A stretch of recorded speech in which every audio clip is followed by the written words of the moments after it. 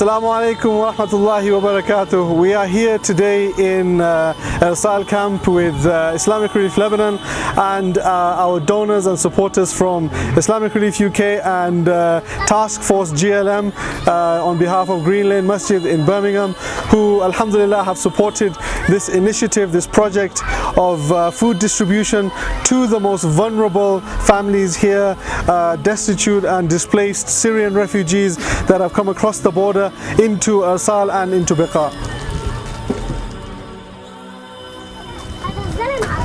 Islamic Relief is simply a vehicle to reach these families in these remote areas.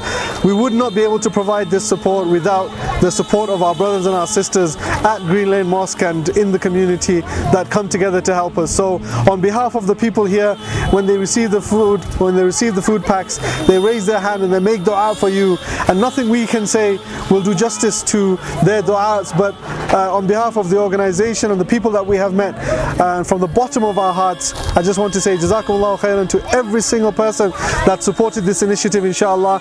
May your efforts weigh heavy on the scales on the Day of Judgment, and may these people be witnesses for you on the day we need them the most. Jazakumullahu khairan. Wassalamu alaikum.